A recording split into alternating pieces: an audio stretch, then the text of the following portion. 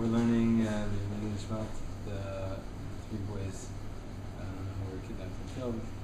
Unfortunately, I lost my list of their names. I also have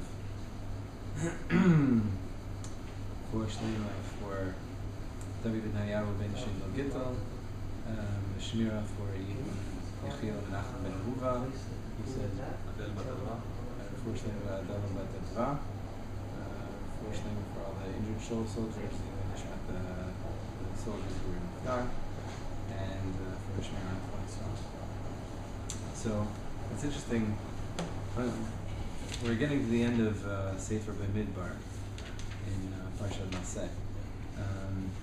Parshat Masei is the last Sefer and is the last Parshat in Sefer B'Midbar, and then we get in Sefer Dvarim is Moshe Rabbeinu on the verge of us going into Israel, him giving us all kinds of musar, which is important for us as we're getting closer to the new year. Right, we're 2 weeks away from Tisha B'Av, which is then 7 weeks away from Rosh Hashanah. So that the whole 7-week time is a whole process of us understanding what life is really about. So just before we go into Eretz Yisrael,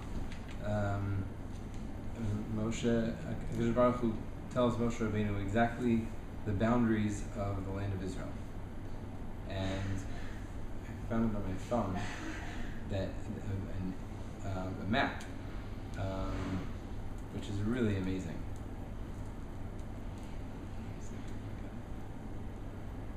A map from Wikipedia that shows the boundaries. Shows the boundaries according to the verses in this week's parsha. And it's an eye-opener to see what the boundaries of the land of Israel are. Because, for example, Eilat is not part of the land of Israel. At least according to the psukim here, there are many different times when the Torah in Tanakh describes the boundaries of the land of Israel. There's the kibush of the times of David HaMelech, the times of Shlomo HaMelech, which is when it was the biggest. I can't get it right now. But Gaza is part of the land of Israel. The Golan seems that it's not part of the land of Israel, but southern Lebanon is part of the land of Israel. It's really interesting to see what these boundaries are. And something that hit me when I was going through the parsha is that if you think about Moshe Rabbeinu in the Midbar on the other side of the Yarden, hearing the boundaries of the land of Israel from Hakadosh Baruch Hu, and he's like thinking to himself, Yam Kinneret? What's that? What? He doesn't know any of these places, right? He has no idea what Hashem is talking about because he's never been in Israel. Nobody's never been in Eretz Yisrael. He already knows he's not going to be in Israel? He already knows he's not going to be going in, yeah. Nobody's been in Eretz Yisrael since Yaakov Avinu went down to Mitzrayim. That's generations before, right? They were in Mitzrayim for 210 years. They were in the Midbar for 42 years about. So that's 250 years that nobody's been in Eretz Yisrael. How much do they know about Eretz Yisrael? But here Hakadosh Baruch Hu tells them, by the way, when you go into the land, which the Meraglim have already told them that it's dangerous and there are giants there and all the dangers. When you go into Eretz Yisrael, these are the borders of your land. This is the land you're going to go into. This is the land you're going to be in charge of. This is the land that's going to be divided up amongst the people, amongst the Shvatim, the tribes, and the families. So it's really amazing. So I titled this talk about why the land of Israel, I think. And not Uganda. And not Uganda, right, exactly. I looked a little bit into the details of the whole Uganda thing. It wasn't exactly Uganda. Today it's not in Uganda. In any case, there were a few different attempts to give the Jewish people a place where they could be safe. One of them, the place in Uganda was actually a plateau. It's completely separate from the surrounding areas. It's this plateau, and the government said, here you take this area and you can live there, and it's fertile. It's it's a place that you can do agriculture. And thank God they decided against it. It was actually decided after Herzl passed away that they wouldn't take it. There was also another effort by the Russians to create a place in far eastern Russia. It was called the Jewish Autonomous Oblast. In the whole area of Russia that they're called oblasts. I don't know what that means. Oblasts, yeah. It's a region. Okay, a region. Good. So they said, okay, this region has nobody in it, so let's put the Jews there. And the Jews can establish their culture and everything, and there's, even until today, there are people who still live there. It succeeded a little bit that the Jewish Russians moved to that area. I mean, even today it's considered the Jewish area. They have Yiddish theater, and they have all kinds of. There are also non-Jews there, but it's a source for the. It's a center for Jewish culture. So why the land of Eretz Yisrael? So thankfully they were stubborn and said no, we really want to be in the land of Israel. And if only now God tells Moshe the borders of Israel, how did the Meraglim knew where to? That's a good question. I would guess that here it's the technical aspects of exactly where the boundaries are. And they just did a review. Because we knew that it was going to be, the Hebron, Yerushalayim, the Jews, the Jewish country area was known to be on the hilltops. The Philistines were later on. The Philistines were on the beach where we are now. So they went around to the areas that were known to become to be Eretz Yisrael. But this is actually the technical boundaries. So what's special about the land of Israel? Why is it that we're so stuck to it? I mean, the fact that Hashem told Avram Avinu, this is going to be your land. So, okay, but time has passed, right? There are people who used to live in other places and then they moved, and so why is it that we have such a connection to this place? So if we look back to the beginning of the Torah, we're getting close to the end. If we look back to the beginning, it says, Bereshit bara Elohim et hashamayim et haaretz. And Rashi there writes, Rashi says, Amar Rabbi Yitzchak, this is from a Gemara, לא היה צריך להתחיל את התורה, אלא מהחודש הזה לכם, שהיא מצווה ראשונה שנצטוו לישראל. So Rashi says, asks an amazing question. The Torah, what's the Torah? It's a book of laws, right? We look at the Torah and we find from the Torah that we have to keep Shabbat. And how do we keep Shabbat? And how do we keep kosher? And how do we behave? How we're allowed to do this, we're not allowed to do that. That's what the Torah is. It's a law book, right? Why do we have the entire section of the Torah from the beginning until we get the first law? We don't get the first law until the Jewish people are just about to leave Mitzrayim. That's when we get the mitzvah of a Chodesh HaZelachan, that we have to sanctify the first of the month, and after that, even the first laws that we see in Breshit, like Avraham Avinu does Brit Milah for Yitzchak, right? First for himself and then for Yitzchak, for Yishmael. Those laws don't apply to us today. It's only because we received them in Har Sinai that they apply to us today, not because of Avraham Avinu. The laws we see by Noach. Noach gets laws that you can't eat Ever Min Achai, right? He gets the 7 Noahide laws. Those laws don't apply to us because they were given to Noah. They apply to us because we received them in Har Sinai. So Rashi asks a question: why is it that we have this beginning of the Torah? All these stories, they're wonderful stories. We learn a lot from them, but they don't fit. So Rashi says, Ma'atam patach b'Bereshit mishum koch ma'asav hagid la'amo latet lahem nachalat goyim. Okay, so it says in Tehillim, koch ma'asav hagid la'amo latet lahem nachalat goyim. Hashem gave us the land, so that'll be the land that we'll be living in.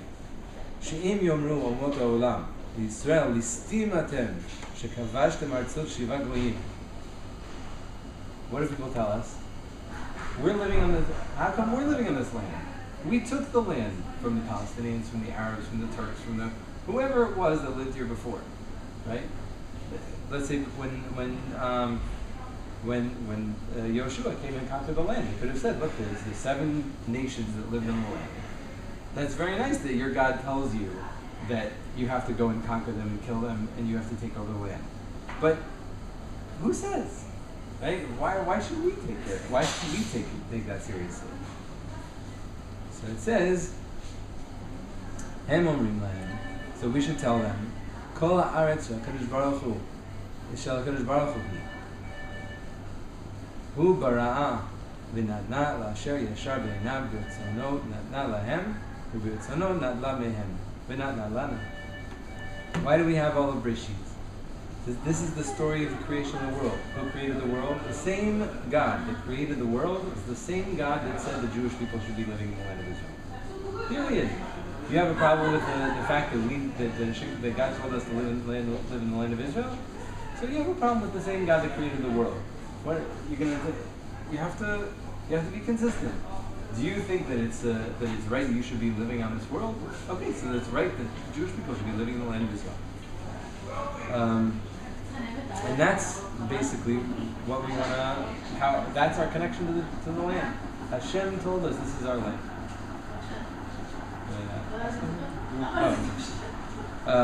So it's amazing that we look at the first Rashi in Torah, the first comment that Rashi makes in the Torah. Most of these people don't believe in God anyway. Okay, so that's a different story. Actually, if you look at the world is populated mostly by Christians, Muslims, and Jews, right? All 3 of them are monotheistic religions, so to speak. So if you're talking about people who are believers in God, okay, that's a number of billions of people that you've covered there. Not only that do they believe in God, they believe in the Torah. The Christians came after the Jews and said the Torah is ours, but the Jewish people have been replaced by the Christians. The Muslims said, we believe that the Torah was given to the Jewish people, and then the Christians came and now the Christians are the chosen ones, and now it's the Muslims. They all believe this. They all believe Bereshit bara Elokim. So that's why the Gemara says. That's why the Torah starts out with the stories of Breshit. So whenever we feel like we have to kind of make excuses for our being there, the Creator of the whole world was the one who said that we come here, and it's up to Him to decide who. But they say the same Creator is now chasing. So that's an excellent question. They have what? I don't think it's an argument. That. They think that the Creator of the world changed His mind. Yes. Right. So they're going to the whole discussion about, basically who's right. But the quick answer is that it's written in the Torah, the same Torah that they say was given to the Jewish people. What's that? This is related to 3 religions. Right. If we call them religions, but they believe that the Torah was given to the Jewish people. What does it say in the Torah? It says that Hashem will never replace the Jewish people. So for them to come and say that Hashem has replaced the Jewish people, so it doesn't fit so well. And you could go into all the details of actually how the religion came about and stuff. But that's the basic answer. The basic answer is the Torah itself says that the Jewish people will never be replaced. It says any prophet that comes after and says and contradicts anything that's written in the Torah that Hashem gave to Moshe, he's a Navi Sheker. Don't believe him. So we continue on with our belief. With our belief is I try not to use the word belief because belief indicates that maybe it's true, maybe it's not. That's at least growing up in America, when you use the term belief, faith, it's like, okay, I don't know, but let's say it's like this. Emunah means yedi'ah. It means I know. It's not yedi'ah from experience. It's not yedi'ah from proof. It's yedi'ah from decision. That I've decided that I've seen enough. You know, how many people have, But instinctively belief, you don't have proof. you don't have proof. However, the example that I like to give is how many people sit on chairs a day? Everybody, right?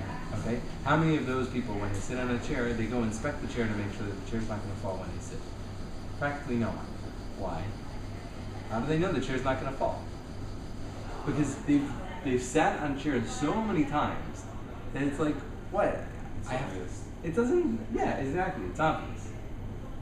Everybody has to come to that kind of conclusion. It's not like I can say, have emunah, that Hashem created the world, Hashem gave us the Torah, and the Torah is true, and we have to follow the mitzvah. I can't say, have emunah, and the person says, oh, okay, right? They can come to me and say, these are the reasons why I don't have emunah.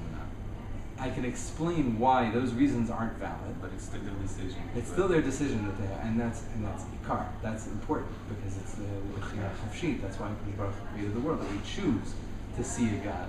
If we didn't have any choice, right? If it was clear to us, we have no choice, right? So the point is that it doesn't matter where you come from. It doesn't matter if you grew up in a religious home or a non-religious home. If you grew up Christian or whatever, it doesn't matter who you are. Everybody has to come to that point where they say, there are so many things that have happened in my life that even if I believed in everything the Torah says until now there's no question in my mind, because how can I contradict everything that's occurred? Bezrat Hashem, we should all work on that every day to get to the point where even if we have to make the decision, and we do have to make that decision every day, we have to make that decision every day. We make the decision every day, and we know it, and we stick to it. And Bezrat Hashem, that's what's going to bring the tikkun to the world.